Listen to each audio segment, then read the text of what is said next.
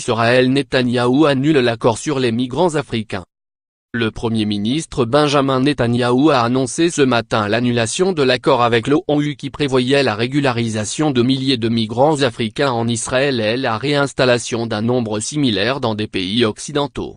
Après avoir entendu de nombreuses remarques sur cet accord, j'ai examiné les avantages et les inconvénients et décidé d'annuler cet accord, a affirmé M. Netanyahou selon un communiqué de son bureau. Il a suspendu hier soir l'application de cet accord, quelques heures seulement après son annonce. Lire aussi - Israël suspend l'accord sur les migrants. Dans la soirée d'hier, Benjamin Netanyahou a publié un message sur sa page Facebook, pour annoncer la suspension de l'accord. Je suis à votre écoute, tout particulièrement celle des habitants de Tel Aviv Sud, y expliquait-il, annonçant son intention de rencontrer aujourd'hui les autorités locales. En attendant, je vais suspendre la mise en œuvre de l'accord, et après ma rencontre avec les autorités, je le présenterai pour un examen plus approfondi, ajoutait-il. L'annulation a finalement été annoncée lors de cette rencontre, selon le communiqué. Conclu avec le Haut Commissariat pour les réfugiés, HCR, cet accord avait vocation à se substituer à un programme d'expulsion ayant fait l'objet d'une vive controverse et qui a été annulé. Il prévoyait la réinstallation de plus de 16 000 Soudanais et Érythréens vivant en Israël dans des pays occidentaux. En échange, l'État hébreu s'engageait à donner un titre de séjour à un nombre équivalent devant rester sur son territoire. La mise en œuvre de l'accord devait s'étaler sur 5 ans. Benjamin Netanyahou a été critiqué de tous bords, dans un premier temps à droite, son propre camp, lorsqu'il a annoncé hier l'annulation du programme initial d'expulsion et son remplacement par l'accord avec le HCR.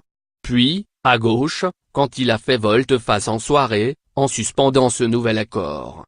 Malgré les restrictions juridiques et difficultés croissantes, nous allons continuer avec détermination à tout mettre en œuvre pour sortir les clandestins du pays, acclamé aujourd'hui M. Netanyahou, selon le communiqué de son bureau. La décision du Premier ministre a été considérée comme une tentative d'apaiser sa base électorale et de conserver ses soutiens dans un moment d'incertitude politique. Lire aussi - le sort des immigrés africains divise Israël. D'après les autorités israéliennes, 42 000 migrants africains vivent actuellement en Israël. Les femmes et les enfants n'étaient pas menacés par le plan initial d'expulsion. Ces migrants sont arrivés majoritairement après 2007, à partir du Sinaï.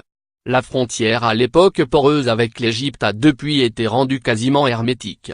Ils se sont installés en nombre dans des quartiers pauvres de Tel Aviv, la grande ville côtière d'Israël. En février, les autorités avaient commencé à informer 20 000 migrants de sexe masculin en majorité soudanais et érythréens, qu'ils avaient 2 mois pour quitter le pays sous peine d'être jetés en prison. Elle leur offrait $3 500 et un billet d'avion pour gagner un pays africain jugé sûr. Selon les médias israéliens, il s'agissait du Rwanda. Les organisations de défense des droits de l'homme ont protesté contre cette décision. Elles ont saisi la Cour suprême israélienne, qui a ordonné il y a 2 semaines le gel des expulsions. Le gouvernement israélien a fait construire ces dernières années une clôture tout le long de sa frontière avec l'Égypte, par laquelle environ 64 000 Africains sont arrivés en Israël depuis 2005. Un périple dangereux, notamment pendant la traversée du Sinaï égyptien où nombre de migrants ont été maltraités voire tués par les passeurs.